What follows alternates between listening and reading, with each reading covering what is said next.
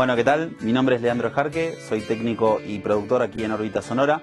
Órbita Sonora es un estudio de grabación que se encuentra aquí en Moralet, Alicante, donde bueno, nosotros lo que hacemos es todo tipo de trabajo de producción, de mezcla, grabación por supuesto, y nuestra idea, digamos, como política del estudio es poder darle accesibilidad a los músicos locales o músicos de cualquier parte de España, inclusive del mundo, a que tengan acceso a elementos analógicos, a equipamiento de primer nivel, a unos precios accesibles y que ellos puedan salir del home studio y puedan llegar a un estudio de estas características, un estudio profesional, dándole facilidades, precios accesibles. Así que un poco nuestra política es esa, es poder llegar a la mayor cantidad de músicos, que los músicos puedan volver a confiar en un estudio de grabación como si fuera en la vieja escuela y puedan acceder a poder disfrutar de todo el equipamiento y poderle, bueno, sacar un muy buen sonido en sus producciones.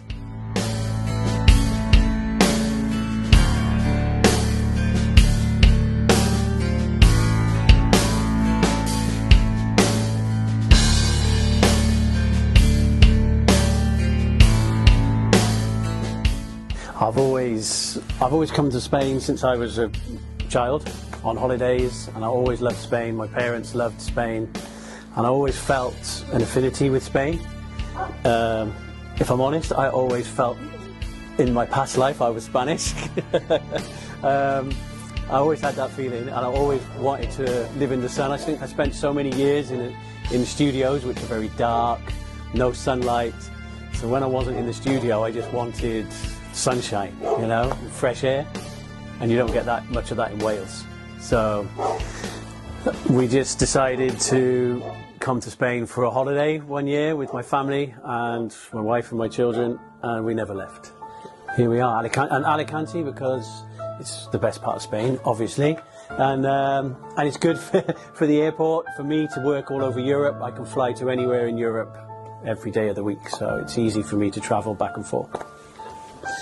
I was fortunate to grow up in a small town in Wales, and in that town happens to be two of the most famous studios of all time, Rockfield and Mono Valley Studios, which were owned by two brothers. So I grew up in this town, and my father was the taxi driver in the town, so he used to go and pick up all the rock stars like Robert Plant and people like this. He'd pick them up. So the studios knew my father. My father used to drive all the rock stars around in his taxi.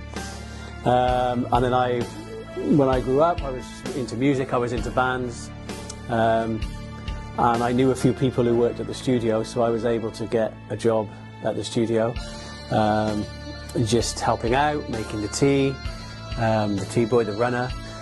So I went to work there at 16, and I quickly progressed to become an assistant and then an engineer.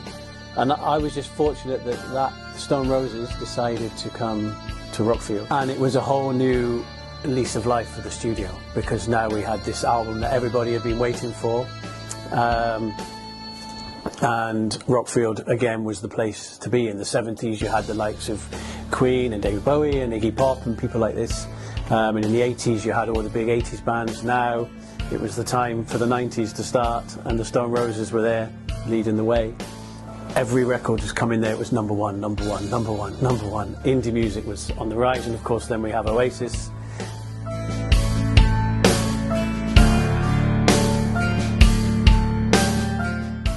And that just exploded. The whole Britpop scene, the indie scene just went through the roof. So every indie band. And I was starting out, so it was early on in my career, only a couple of years into my career. So I was right in the centre of the storm, right in the centre of the second greatest. The 60s was amazing, and for me the 90s was like the 60s. So it was this new period, great band after great band, great album after great album, number one, number one, number one, number one. And obviously bands like Oasis